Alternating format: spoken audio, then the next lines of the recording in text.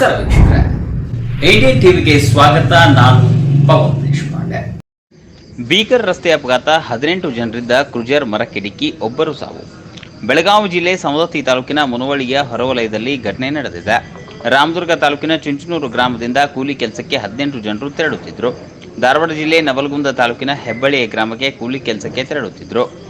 ಕೂಲಿ ಕೆಲಸ ಮುಗಿಸಿಕೊಂಡು ಮರಳಿ ತಮ್ಮ ಊರಿಗೆ ಹೋಗುವಾಗ ವಾಹನದ ಬ್ರೇಕ್ ಫೇಲ್ ಆಗಿ ಕ್ರೂಜರ್ ವಾಹನ ಮರಕ್ಕೆ ಡಿಕ್ಕಿ ಹೊಡೆದಿದೆ. ಮರಕ್ಕೆ ಡಿಕ್ಕಿಯಾಗಿ ಕ್ರೂಜರ್ ಪಲ್ಟಿಯಾಗಿದ್ದು, ಈ ಅಪಘಾತದಲ್ಲಿ ಓರ್ವ ವೃದ್ಧ ಸಾವನ್ನಪ್ಪಿದ್ದಾರೆ. ಜೊತೆಗೆ 17 ಜನ ಗಂಭೀರ ಗಾಯಗೊಂಡಿದ್ದು, 12 ಜನರು ಪ್ರಯಾಣಿಸಬಹುದಾದ ಒಂದು ಕ್ರೂಜರ್ನಲ್ಲಿ ಬರೋಬ್ಬರಿ 18 ಕೂಲಿ ಕಾರ್ಮಿಕರನ್ನು ತುಂಬಿಕೊಂಡು ಕರೆದೊಯ್ಯುತ್ತಿದ್ದಾಗ ಚಾಲಕನ ನಿಯಂತ್ರಣ ತಪ್ಪಿ ಮರಕ್ಕೆ ಡಿಕ್ಕಿ ಹೊಡೆದಿದೆ.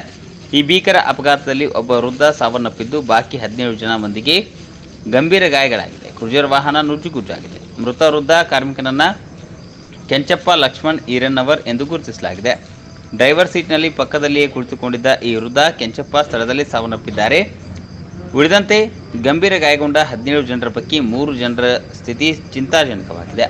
ಆದ್ದರಿಂದ ಈ ಘಟನೆಯಲ್ಲಿ ಸಾವಿನ ಸಂಖ್ಯೆ ಮತ್ತಷ್ಟು ಹೆಚ್ಚಳವಾಗುವ ಸಾಧ್ಯತೆ ಇದೆ. ಇನ್ನು ಸ್ಥಳಕ್ಕೆ ಸವದತ್ತಿ ಪೊಲೀಸ್ ಠಾಣೆಯ ಸಿಬ್ಬಂದಿ ಭೇಟಿ ನೀಡಿ ಪರಿಶೀಲನೆ ನಡೆಸಿದ್ದಾರೆ. ಇನ್ನು ವಾಹನದ ಬ್ರೇಕ್ ಫೇಲ್ ಆಗಿದೆ ಎಂದು ಹೇಳಲಾಗುತ್ತಿದ್ದು, ಪೊಲೀಸರು ಚಾಲಕನಿಂದ ಮಾಹಿತಿಯನ್ನು ಕಲೆ ಹಾಕುತ್ತಿದ್ದಾರೆ.